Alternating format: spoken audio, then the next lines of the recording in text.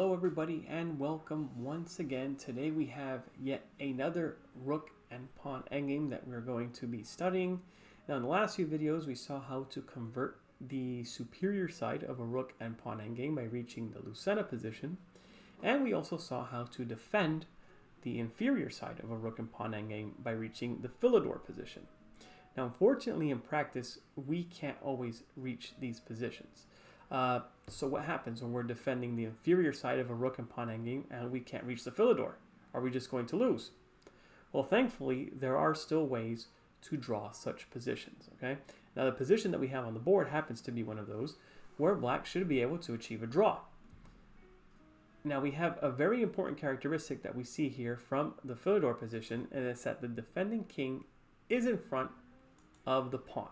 But the main problem here is, and why we can't achieve the Philidor, is because a g5 pawn controls the access point to the 6th or 3rd, depending where you're looking from, the 6th rank. Okay, so we can't go with our typical Philidor maneuver. So what happens then? What do we do? Now the drawing method is going to vary depending on what file the pawn finds itself. Okay, so important to note, when it's on the A or H files, also known as the rook files, it's always going to be a draw. Today we're going to be looking at the drawing method for when it's on B and G files, also known as the knight files, okay? And then in part 2, we're going to see the drawing method when it's on C, D, E, and F. It's going to be a little bit different, okay? So the drawing method that we're going to be looking at today, it's going to be through passive defense. Now, what does that mean? Basically, we're going to hold on. We're just going to reach a position from which our opponent can't make any progress, and we're just going to stay put and hold on. How do we achieve that from this position? Okay, so the very first move, very important, is going to be rook to f8. So the idea is we're just going to keep the king on the queening square for as long as we can. The rook is going to go on the 8th rank. We're just going to stay put, and white is not going to be able to make any further progress. Now, what would this look like? First, let's take a look at some other moves which might seem very, very logical from this initial position, okay? Now, rook g1, very logical move, attacking the pawn from behind, which is a theme that we see in a lot of rook endgames. Unfortunately, here it does not work. White has a very direct reply with king to g6 and a very, very dangerous threat on the board of rook b8 mate. Okay, so how do we stop this checkmate? In this position, black only has two options here. Number one is to play king to f8, and number two would be to play rook f1, so that when white goes rook b8 check, we have rook f8. This loses really, really fast. So for instance, after rook b8 check, there's rook f8, takes, and now a very, very important move, king to h7. This is one of the first positions that we're taught as chess players, right? The king is taking control of the queening square, and in just a few moves, white will be making a queen. Okay, now what happens though? If from this initial position, play king to g6, king f8, getting away from that mate threat. So white is still going to go rook b8 check, king to e7, and here this is a very important move to know as well. In case we have the superior side we're trying to convert, we know it's a draw, but our opponent messed up the drawing method. Rook to g8, very good move. What's the idea of this move though? So the idea is we want to reach the Lucena position with the white pieces, right? And we do that by, first of all, bringing the king over to the queening square. However, we want to make sure that we don't drop the pawn on the way to g8, right? So this, what it allows us to do is to advance the king and maintain defense of the g5 pawn all at the same time, okay? So very, very useful move. How might black respond? Rook g2, very stubborn defense, trying to keep the pressure on the pawn for as long as possible, but this is very simple already, okay? So we have king h7, king f7, bringing the king a little bit closer to the queening square, trying to help out, but too little too late.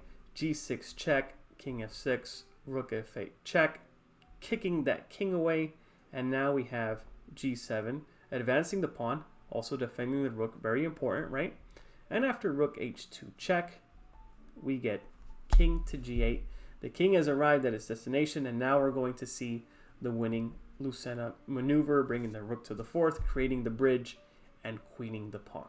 Okay, so that is why from this initial position here, rook g1 does not work. We have to bring the rook over to the 8th rank and just stay put through passive defense. Okay, so how might white respond here? So we have g6 trying to make progress, and here's the idea.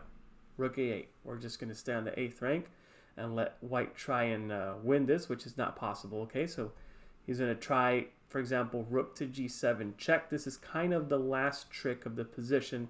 Okay, we don't want to fall for many tricks here. So king h8 is the drawing move.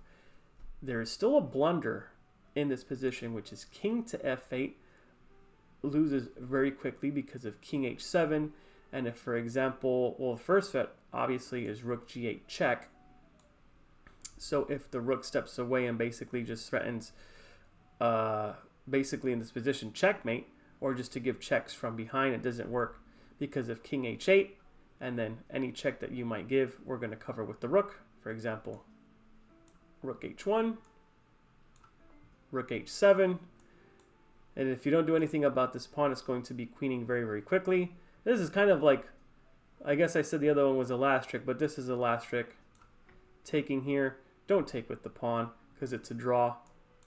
This is a stalemate, but instead we take with the king, and we have the same position that we saw earlier where the king has control of the queening square, and very shortly we'll be making a queen. Okay, so very important in this position after rook g7 check, king h8 to not allow the king to march forward. All right, and so then rook h7 check, king g8. We're just going to dance back and forth all night.